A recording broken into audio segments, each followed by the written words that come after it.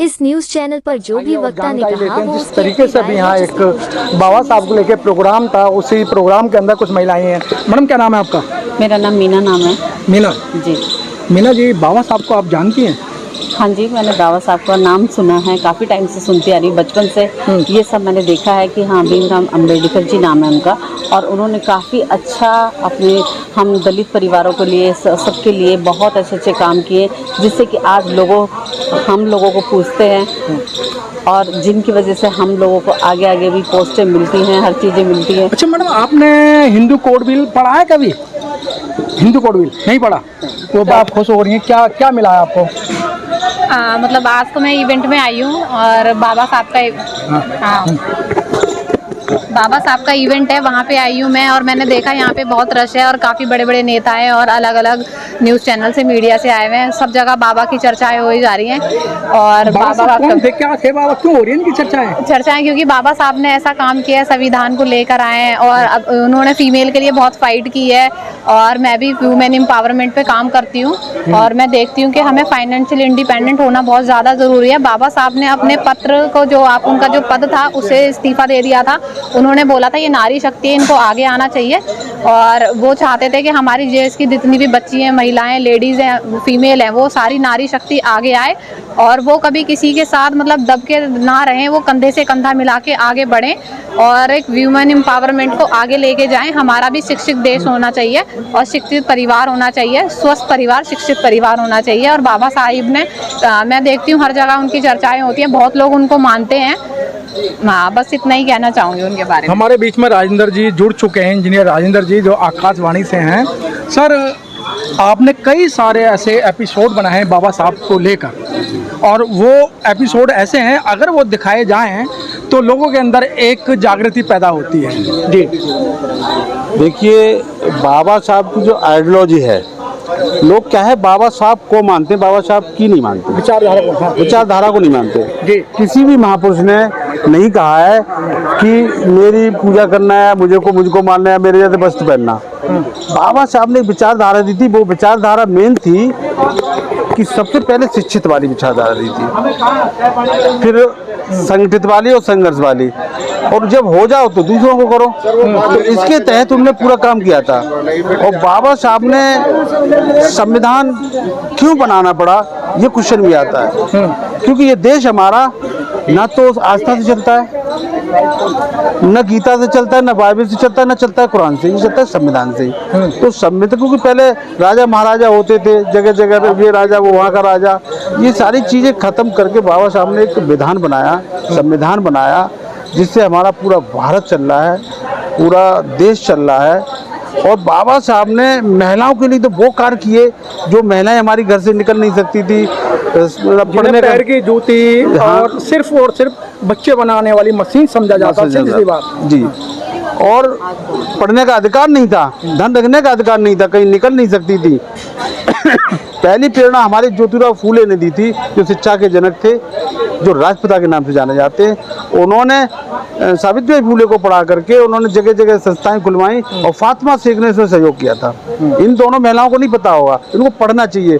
और हर घर में, महिला के हर घर में संविधान होना चाहिए। जब तक अनुच्छेद नहीं बनेंगे, आर्टिकल्स नहीं बनेंगी, और उनको नहीं पता होगा समानता का अधिकार आर्टिकल कौन सा है। अच्छा राजेंद्र जी, अब आपका किस एपिसोड पे आपका काम चल रहा है? अब हमारा चल रहा है महात्मा ज्योतिराव फूले पर। आपने कितने एपिसोड बना चुके हैं? अभी उसका लिखी जा रही है, कहानी लिखी जा रही है। अब धीमे धीमे स्टार्ट होगा, क्योंकि हमारे दोस्त का लड़का भतीजा है, उसने वेब सीरीज बनाई है और सोनू निगम के इसमें कुछ गाने भी आएंगे। समाज से है और बाबा साहब का बहुत बड़ा अनुयायी है।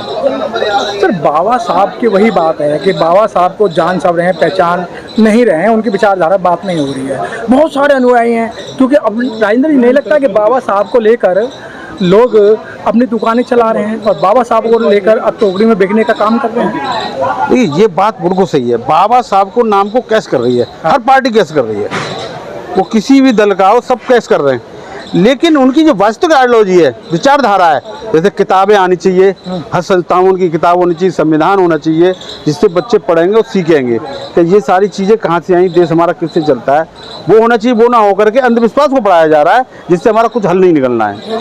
बाबा साहब की मूर्ति को हटा दिया जाता है और जितने अम्बेडकरवादी हैं वो बाबा साहब की 14 अप्रैल 6 दिसंबर को जय जय अम्बेडकर की करते हैं, जय जय भीम करते हैं, लेकिन जब मूर्ति हटाई गई 1 या 2 दिन धरना प्रदर्शन करने के बाद में कोई आगे नहीं आया। देखिए, इसका मेन रीज़न ये है, जो इस समय जो भी गवर्नमेंट है, मैं अपने विचार रख सकता हूँ, जो गवर्नमेंट है उस गवर्नमेंट ने इतना भय भर दिया है दिमाग में लोगों के, इसकी वजह से लोग सड़कों पे नहीं आते हैं तो हमारे लोगों के साथ अत्याचार करती है, पुलिस करती है, प्रशासन करता है। अब क्योंकि हमारे समाज, राजेंद्र जी मैं रोकूंगा, अगर बाबा साहब भी यही सोचते हैं कि भाई मैं इनके लिए क्या करूं, उन्होंने 4 बच्चों की कुर्बानी दी, उन्होंने बगैर दवाई के कारण अपनी पत्नी को खोया। आपकी बात सही है। आप जैसे पत्रकार यानी कि 4th स्तंभ होते हैं और न्यायपालिका से मैं तो कहूँगा सब सर्वोपर होते हैं। आप जैसे अच्छे पत्रकार बाबा साहब की आइडियोलॉजी को ले रहे, विचारधारा को ले रहे। हमारा जो सोशल मीडिया नहीं होता, सोशल मीडिया के माध्यम से बाबा साहब आज वर्ल्ड में, आप जैसे पत्रकार, आप मनोज भाई हैं, मुझे बड़ी खुशी हो रही है आपके चैनल से बोलते हुए, जो आप काम कर रहे हैं, इस तरह से हमारे और लोग भी कार्य करें तो बाबा साहब के मतलब विचारक तमाम पैदा हो जाएंगे। जब विचारक पैदा हो जाएंगे, आइडियोलॉजी पूरे देश में फैल जाएगी। जब फैल जाएगी तो लोग। अच्छा राजेंद्र जी, एक छोटा क्वेश्चन है, बाबा साहब की सारी बात करते हैं और क्या जो बाबा साहब की जो बातें हैं वो राजनीति से ही पूरी होंगी? क्योंकि बाबा साहब डॉक्टर भीमराव अंबेडकर का सारा प्लेटफार्म खाली पड़ा है, चाहे एजुकेशन का है, चाहे टेक्निकल है, चाहे इकोनॉमिक है, चाहे व्यापारियों का है, सारा प्लेटफार्म खाली पड़ा है। लेकिन सब लोग जो राजनीति करना चाहते हैं, सब जो बाबा साहब के नाम पर। मैं थोड़ा सा कहना चाहूँगा, मैं दूरदर्शन से हूँ। अभी हमारे यहाँ 71 वैकेंसी भरी जा रही है इंजीनियर्स की 2 साल के लिए, उसमें कोई रिजर्वेशन नहीं रखा गया है। और जितने भी एंकर हैं, हमारे एंकर हैं, प्रोड्यूसर हैं, टोटल एक ही कास्ट के हैं। सांसारिक हालांकि मैं कास्ट को नहीं मानता, मैं विचारधारा को मानता हूँ। एक ही कास्ट के बलिए जिन्हें हम ज्ञानी के नाम से जानते हैं। ज्ञानी के नाम से, हाँ। धारा इसमें तो वो ऊपर बैठा दी, 4th स्तंभ पर प्रोड्यूसर वही बैठा है, रिपोर्टर वही बैठा है, एंकर वही बैठा है। तो बताइए हम लोग समाज की बात कहाँ होगी? समाज की बात कहाँ पर होगी? आप जैसे यूट्यूबर नहीं होते तो जो आज हम यहाँ खड़े हुए हैं, आपके साथ खड़े हुए हैं, आपके चैनल को कुछ बोलने का हमें मौका मिल रहा है, एक मंच मिल रहा है, एक तरह से ये कभी नहीं मिलता, कभी नहीं मिल पाता। बहुत बहुत धन्यवाद आपसे। हमारे साथ में इंजीनियर राजेंद्र जी और इनके साथ में जो महिला आई हैं, और बाबा साहब ने जो बात कही थी वो बहुत अच्छी कही थी बाबा साहब ने कि मैं उस देश की, उस राज्य की उन्नति, मैं उस बात को लेकर समझता हूँ कि जिन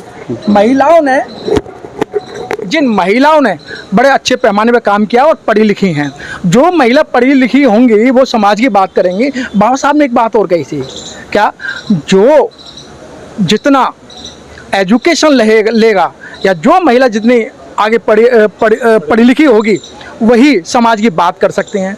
ये शिक्षा वो शेरनी का दूध है, जो पिएगा वो धाड़ेगा। क्या लगता है आपको कि आपने जैसे धाड़ नहीं थी, आपने भी बाबा साहब को पढ़ा है?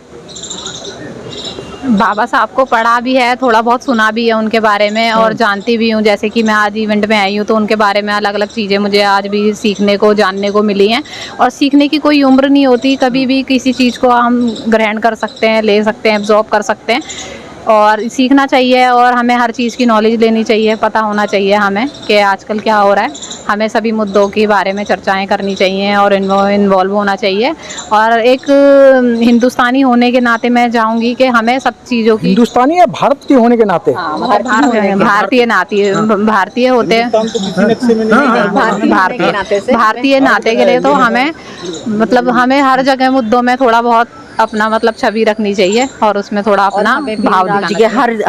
हमें भीमराव जी के हर जो कदम उन्होंने उठाए हैं उन कदमों पे हमें चलना भी चाहिए। आपको गर्व होता है? और हमें गर्व होता है कि भीमराव जी ने हम लोगों के लिए बहुत अच्छे अच्छे रास्ते खोले हैं, जिस पे हम अगर अमल करें तो हम आज भी ऊंचाइयों को छू सकते हैं। क्या नाम बताया आपने?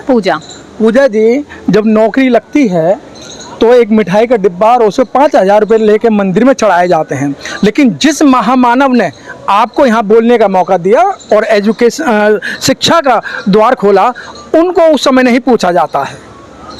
हाँ, बहुत लोग करते हैं, ऐसा नहीं पूछा जाता, लेकिन मेरा मानना है कि मानना चाहिए और सबसे पहले तो पेरेंट्स को भी करना चाहिए अपने, क्योंकि बाबा साहब के साथ साथ भी हमारे पेरेंट्स भी हैं जिन्होंने हमें सब कुछ किया है, क्योंकि पेरेंट्स ही सबसे पहले ही हैं हमारे, क्योंकि हमने बाबा साहब को तो देखा नहीं है।